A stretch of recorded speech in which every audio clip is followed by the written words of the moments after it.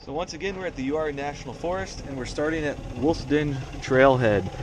I'm with a couple ATVs, so we got to come back to the same trailhead. So we're going to do a down and back run connecting it to Falls Dam, go back up, and probably hit 79, which is Slab Pile, and play around on Rocky Mountain Loop. I try and point out on the actual trail where some of the turnoffs are, so that way it's a little bit easier to understand and get your bearings from the video.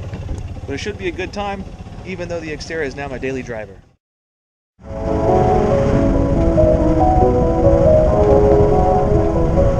Den Trail is the easiest one at Uwharrie. For the first several minutes, it's relatively flat and wide open. The most common feature that you see at Uwharrie is these glorified speed bumps. It's not so much an obstacle, but if you have a full-size truck with a long wheelbase, you can get high-centered pretty easily. About 3 minutes into the trail, you end up seeing a left turn. It's pretty obvious, and that'll take you up to Slab Pile. But today I actually stayed straight to stay on the Den Trail. There's two exits to the Den Trail, and they both curve to the right.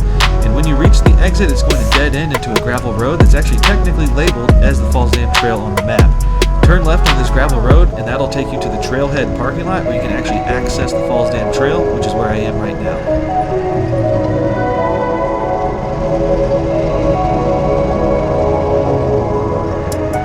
99% of the Falls Dam Trail is going to be very easy for anybody to make it through, going in either direction.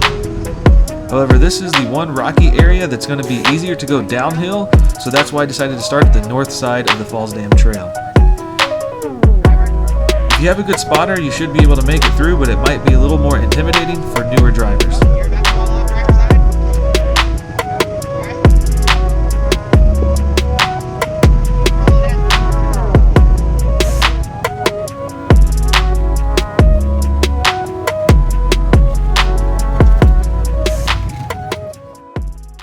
Those were pretty much the highlights of Wolf Den and Falls Dam.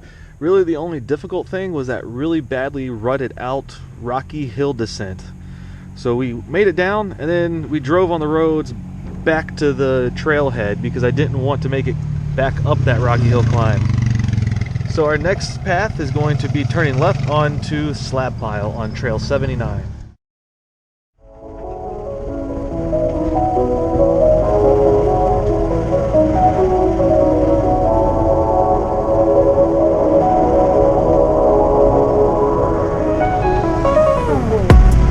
Make that left turn onto Slab Pile from the Den Trail, you're only a few minutes away from Poser Rock.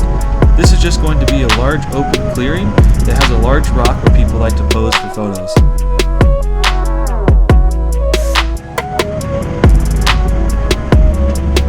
Shortly after leaving Poser Rock, you're going to reach one of these speed bumps that has a sharp right turn right after it.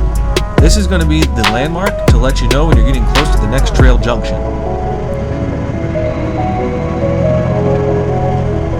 Staying straight on this trail is going to bring you to a large clearing that's going to allow you to either stay straight or turn to the left. Staying straight is going to keep you on Slab Pile and will connect you to the southern half of Rocky Mountain Loop. If you turn to the left, that's going to connect you through the Sawmill Trail and take you to the northern half of Rocky Mountain Loop.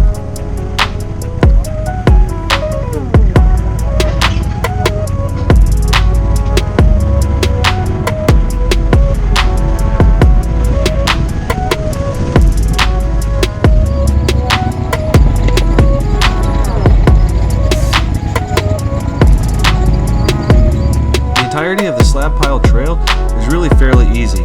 There's really no obstacles that force you to take a precise line, and there's really no consequence. As long as you have a four-wheel drive vehicle that can make it over all the different speed bumps without bottoming out, you should be fine taking this route all the way up to the Dutch John Trailhead.